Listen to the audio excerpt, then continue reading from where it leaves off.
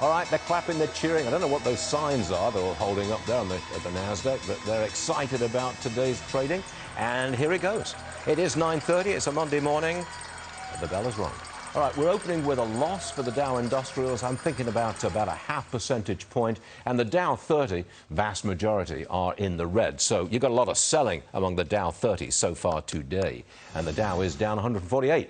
The S&P is down about 0.75%, selling there. And the NASDAQ Composite also down, it is down exactly 1%. I presume the big tech's doing badly. It is.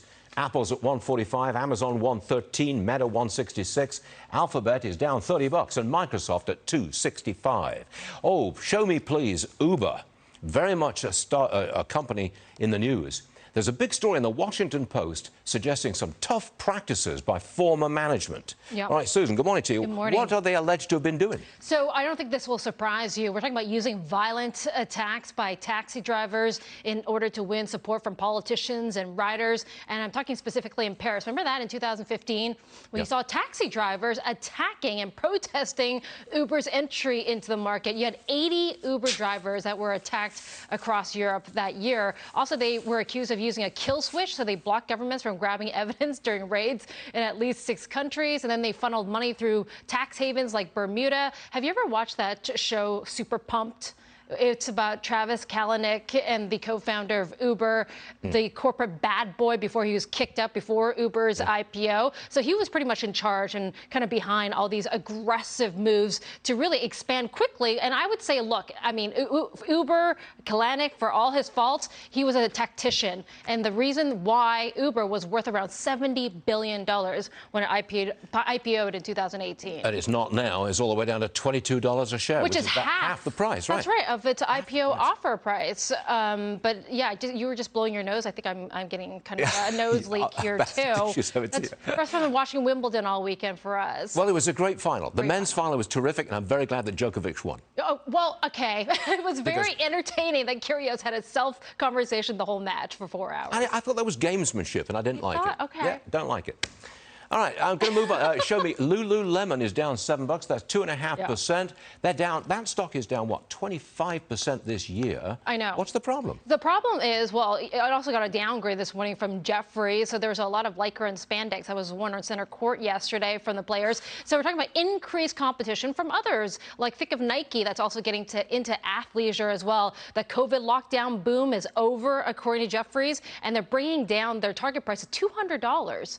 $200 for Lululemon stock. So they're looking for a drop of another 30% or so. And that's despite the fact that you had Lululemon last week saying that they're going to quadruple their international sales. And at least that's their target by 2026. Well, if they do come down another 30%, that stock will have been cut in half, because I remember it well over 400. Yeah, but also Under Armour, same problems there as well. So Jefferies cutting that stock, saying it's only worth $10. Well, at least you get some upside there. But it's China's lockdowns, and Jefferies is talking about management volatility and lagging fundamentals. Show me AMC, please, because some people went to see this new movie, Thor, Love and Thunder. Some watched Wimbledon, it wasn't but there you go. Yeah. No, it wasn't me.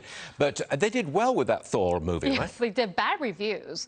People said it was terrible, but you had some great stars. Christian Bale was in it. $143 million at the domestic box office. They made $159 million internationally, which, as you know, is pretty much the strength these days when it comes to the silver screens. As I said, superhero Marvel sequels continue to make money. AMC says it was the best weekend so far in 2022. $10 million going back into the theaters. I can't imagine adults watching that movie.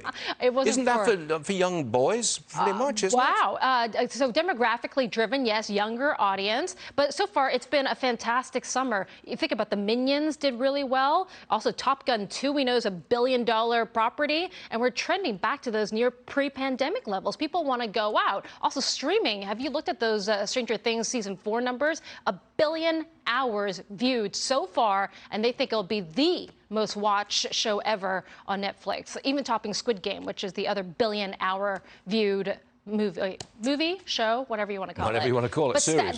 But what do you think about the release window, just quickly, in terms of silver screen going on to streaming? Because some say that needs to be reduced from 45 days or 48 days, where it is, has to be shorter than that in order to capture more of that streaming market. Well, can the streamers make more money by releasing it on streaming very quickly. Yeah.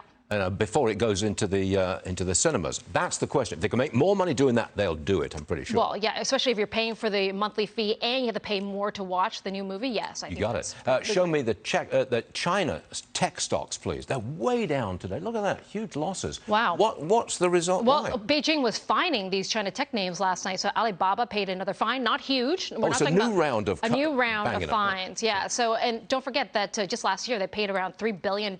Same thing for Tencent as well. And they're accusing them of being antitrust, again, not reporting past deals to authorities. But if you look at the comeback, I mean, you mentioned it before. If there's one bull market in the world right now, it's China. These tech names have come up 70% from those March lows. Quickly to gaming stocks. They're all way down, and I know this is because Macau has just closed up shop. Yes, all 30-plus casinos being shut for a week in the world's largest gaming enclave. Did you know, and I'm sure you know because you've visited Macau before, via ferry or chopper? Ferry in the old days. Well, let's take the chopper next time. That's what people like you do.